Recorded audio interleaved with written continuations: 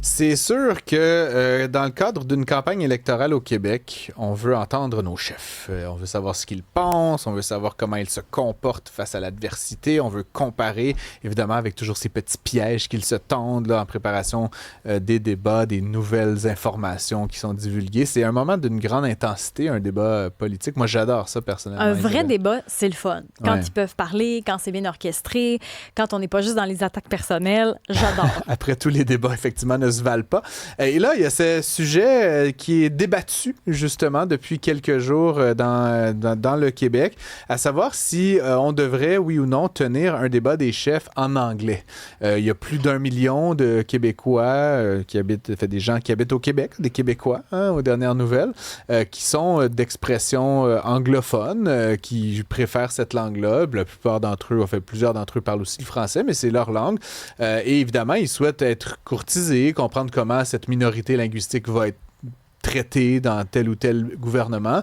Et donc là, pour l'instant, il y a le PQ et la CAQ, si je comprends bien, Oui. qui ont refusé complètement d'y participer. Donc, le débat n'aura pas lieu. Qu'est-ce que tu penses de ça? Ben, je suis partagée parce que c'est sûr qu'un débat en anglais, alors qu'on est une province francophone puis qu'on a de la misère à conserver notre langue, je peux comprendre parfois l'espèce d'enjeu de on veut que tout le monde nous entende. En même temps, si on se met à parler en anglais dans nos débats, je peux comprendre l'espèce de hip, on marche sur une fine ligne.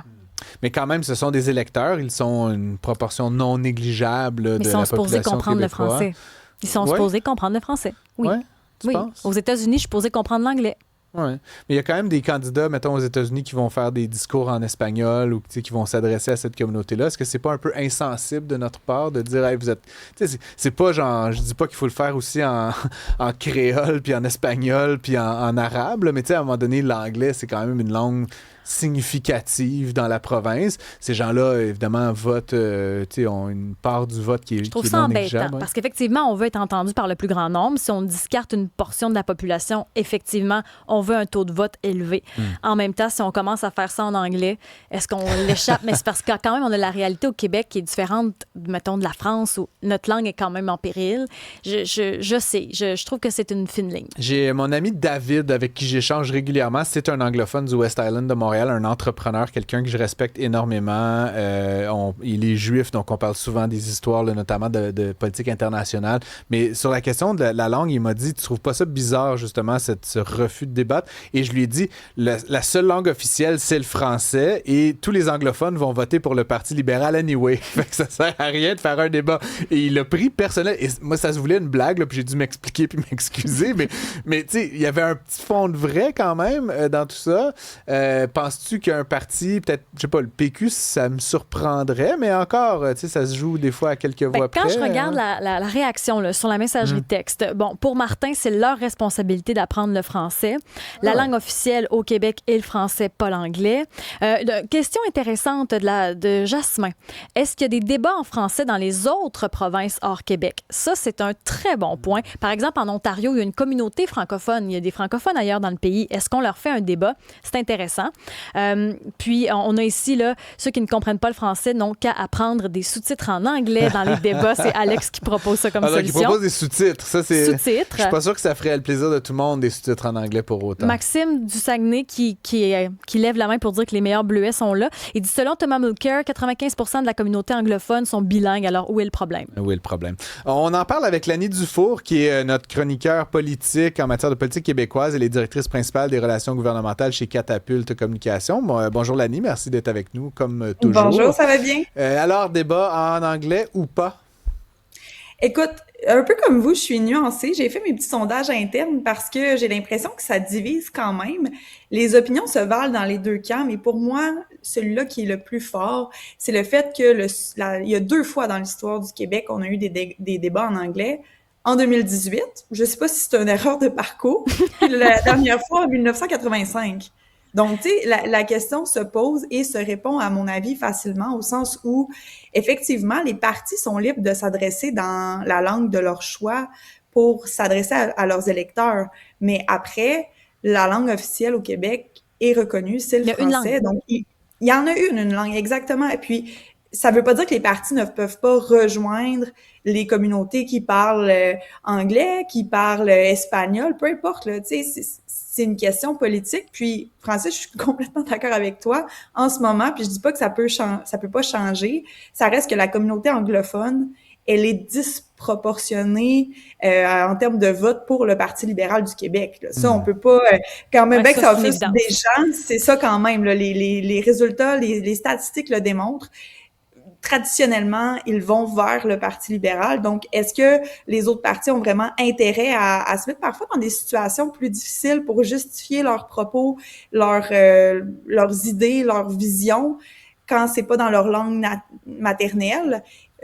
Pour un électeur qui, au final... Puis on s'entend, l'anglais de ces différents chefs, là, les 5 principaux chefs, n'est pas nécessairement équivalent. Hein. Charles Milliard parle un parfait anglais. Voilà. Éric Duhem aussi très à l'aise. Drôlement, Paul Saint-Pierre Plamondon parle très, très bien anglais, mais Ruba Gazal, c'est déjà un peu plus périlleux. Et la pire, c'est probablement Christine Fréchette, qui est, en l'occurrence, notre première ministre. Et donc, comme tu le dis, c'est périlleux sur le fond, c'est aussi périlleux sur la forme. Tu dis le mauvais mot, tu t'en mêles dans ta phrase, tu as de l'air un peu zouf dans une langue que tu ne maîtrises pas, tu ne peux que perdre des plumes. Et je trouve ça intéressant que ce soit le PQ et la CAQ qui refusent de prendre part. Le PQ pour des raisons évidentes, un peu idéologico-symboliques. Non, mais ça marche, là, avec le... Oui, ben c'est ça, je veux dire. Là, mais encore une fois, c'est une forme de cohérence, j'imagine, avec le livre bleu In French Only. Mais pour Christine Fréchette, c'est carrément peut-être la peur de perdre des plumes en termes de sentiment de maîtrise. Là, et donc, c'est pour une raison évidente que ces deux partis-là. Mais je trouve pas que ça sert la démocratie, personnellement, Lani. Je trouve ça dommage, en fait. Tu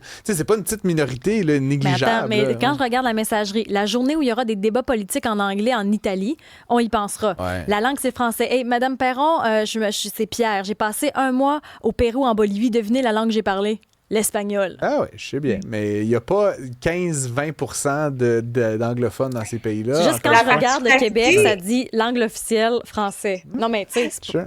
Oui. Puis la particularité ici, c'est qu'on est dans un pays qui est quand même bilingue, mais une province qui reconnaît le français. Donc, c'est sûr que ça peut amener cette vision-là peut-être différente, mais quand on regarde, au bout du compte, comme on dit, honnêtement, il y a un parti qui a intérêt, ou peut-être deux, justement, avec le Parti conservateur, là, à aller parler peut-être en anglais, parce qu'effectivement, ça reste l'exercice le plus démocratique, mais qui a souvent une grande incidence. Tu sais, les débats télévisés, c'est ceux encore à ce jour qui influencent encore le vote de ceux qui sont parfois indécis. Oui, effectivement. Quelqu'un qui dit la langue mondiale, c'est l'anglais. Ça, c'est sûr là, que être pour le français, c'est pas être contre l'anglais, à mon sens.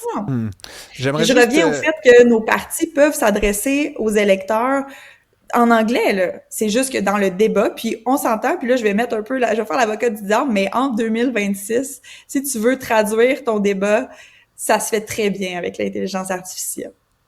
Simplement aussi mentionner, là, pour ceux qui s'en surprendraient peut-être, qu'il y a des débats en français en Ontario, au Nouveau-Brunswick, au Manitoba. C'est quand même pas extraordinaire, là, l'usage des 2 langues pour les débats. Évidemment, ça dépend toujours de la maîtrise de la langue, mais ce sont des provinces dont la proportion de francophones est beaucoup moindre que la proportion d'anglophones chez nous, et il y a quand même cette...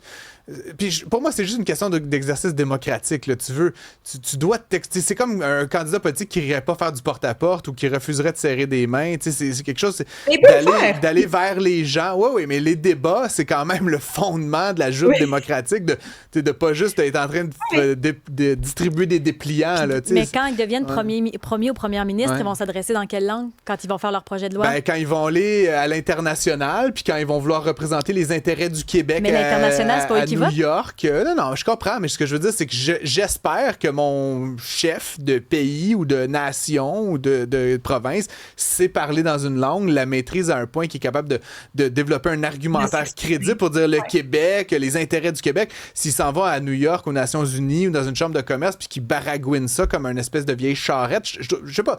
À la limite, il pourrait faire l'exercice individuel. Ouais, mais donnez-moi un 5 minutes d'anglais juste pour que j'évalue cette portion-là de votre compétence. Mais d'être habile en anglais puis de nous représenter sur la scène internationale, c'est pas pareil comme les élections. D'ailleurs, il y a quelqu'un qui demande sur la messagerie texte, est-ce que Donald Trump a déjà fait des débats en espagnol?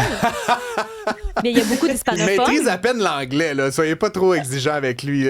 J'ai entendu dire que la présidente de l'Italie et lui, là, ils s'entendaient bien. Donc peut-être que la prochaine sera un débat en italien. Bon. Kekatsu. Allez, Lani Dufour, on te laisse là-dessus. C'était très bref aujourd'hui, mais on se reparle demain. On parlera peut-être de troisième lien, tiens, parlant de mon cynisme politique. Merci à toi. À bientôt.